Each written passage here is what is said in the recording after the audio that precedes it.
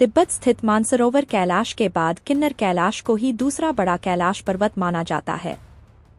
सावन का महीना शुरू होते ही हिमाचल की खतरनाक कही जाने वाली किन्नर कैलाश यात्रा शुरू हो जाती है। इस यात्रा के बारे में कहा जाता है कि इस यात्रा को अपने जीवन काल में आम आदमी एक ही बार करने की हिम्मत जुटा पाता है। इस स्थान को भगवान शिव शीतकालीन प्रवास स्थल माना जाता है। किन्नर कैलाश सदियों से हिंदू व बौद्ध धर्म के अनुयायियों के लिए आस्था का केंद्र है। इस यात्रा के लिए देश भर से लाखों भक्त किन्नर कैलाश के दर्शन के लिए आते हैं। किन्नर कैलाश पर प्राकृतिक रूप से उगने वाले ब्रह्मा कमल के हजारों पौधे देखे जा सकते हैं। भगवान शिव की तपोस्थली किन्नौर के बौद्ध लोगों और हिंदू भक्तों की आस्था का केंद्र किन्नर कैलाश समुद्र तल से 24,000 फीट की ऊंचाई पर स्थित है। किन्नर कैलाश स्थित शिवलिंग की ऊंचाई 40 फीट और चौड़ाई 16 फीट है। हर वर्ष सैकड़ों शिव भक्त जुलाई व अगस्त में जंगल व खतरनाक दुर्गम मार्ग से होकर किन्नर कैलाश पहुंचते हैं।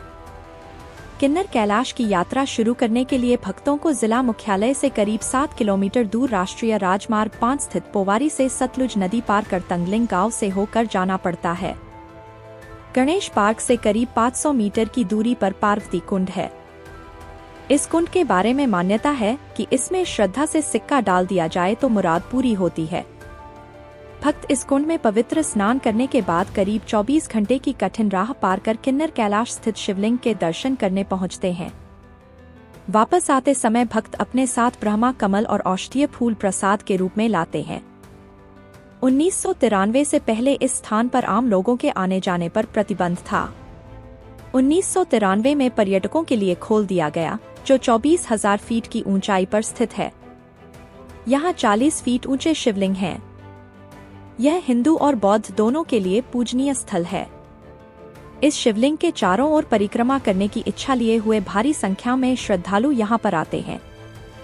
किन्नर कैलाश के बारे में अनेक मान्यताएं भी प्रचलित हैं। कुछ विद्वानों के विचार में महाभारत काल में इस कैलाश का नाम इंद्रकील पर्वत था, जहाँ भगवान शंकर और अर्जुन का युद्ध हुआ था और अर्जुन को पाशुपातास्त्र की प्राप्ति हुई थी। यह भी मान्यता है कि पांडवों ने अपने वनवास काल का अंतिम समय यहीं पर गुजारा था। किन्नर कैलाश को वाणासुर का कैलाश भी कहा जाता है, क्योंकि वाणासुर शोणितपुर नगरी का शासक था, जो कि इसी क्षेत्र में पड़ती थी। कुछ विद्वान रामपुर बुशहर रियासत की गर्मियों की राजधानी सराहन को शोणितपुर नगरी करार देते हैं। कुछ विद्वानों का मत है कि किन्नर कैलाश के आगोश में ही भगवान कृष्ण के पोते अनिरुद्ध का विवाह उषा से हुआ था। शिवलिंग की एक चमत्कारी बात यह है कि दिन में कई बार यह रंग बदलता है। सूर्योदय से पूर्व सफेद, सूर्योदय होने पर पीला, मध्याह्न काल में यह लाल हो जाता है और फिर क्रमश पीला, सफेद होते हुए संध्या काल में काला हो जाता है। क्यों होता है ऐसा, इस रहस्य को अभी तक कोई नहीं समझ सका है। किन्नौर वासी इस शिवलिंग के रंग बदलने को किसी दैविक शक्ति का चमत्कार मानते हैं। कुछ बुद्धिजीवियों का मत है कि यह एक स्फटिकीय रचना है और सूर्य की किरणों के विभिन्न कोणों में पड़ने के साथ ही यह चट्टान रंग बदलती नजर आती है। किन्नर कैलाश को हिमाचल का बद्रीनाथ भी कहा जाता है और इसे रॉक कैसल के नाम से भी जाना जाता है। इस शिवलिंग की परिक्रमा करना बड़े साहस और जोखिम का कार्य है। कई शिव भक्त जोखिम उठाते हुए स्वयं को रस्सियों से बांधकर यह परिक्रमा पूरी करते हैं। पूरे पर्वत का चक्कर लगाने में 1 सप्ताह से 10 दिन का समय लगता है। ऐसी मान्यता भी है कि किन्नर कैलाश की यात्रा से मनोकामनाएं तो पूरी होती ही हैं। यहाँ से 2 किलोमीटर दूर रेंगरिकटुगमा में एक बौद्ध मंदिर है। यहाँ लोग मृत आत्माओं की शांति के लिए दीप जलाते हैं। यह मंदिर बौद्ध व हिंदू धर्म का संगम भी है। भगवान बुद्ध की अनेक छोटी बड़ी मूर्तियों के बीच दुर्गा माँ की भव्य मूर्ति भी स्थित है। सबसे पहले सभी यात्रियों को Indo Tibet border police post पर यात्रा के लिए अपना पंजीकरण कराना होता है। यह पोस्टें 8,727 फीट की ऊंचाई पर है। यह किन्नौर जिला मुख्यालय रेकांगपिओग से 41 किलोमीटर की दूरी पर है। उसके बाद लांबार के लिए प्रस्थालन करना होता है। यह 9,678 फीट की ऊंचाई पर है, जो 10 किलोमीटर की दूरी पर स्थित है। यहाँ जाने के लिए खच्चरों का सहारा लिया जा सकता है।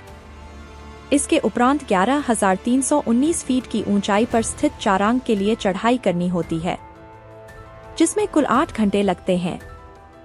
लामबार के बाद ज्यादा ऊंचाई के कारण पेड़ों की संख्या कम होती जाती है। चारांग गांव के शुरू होते ही सिंचाई और स्वायत्त विभाग का गेस्ट हाउस मिलता है, जिसके आसपास टेंटों में यात्री विश्राम करते हैं। इसके बाद 6 घंटे की चढ़ाई वाला ललांती 14,108 के लिए चढ़ाई शुरू हो जाती है।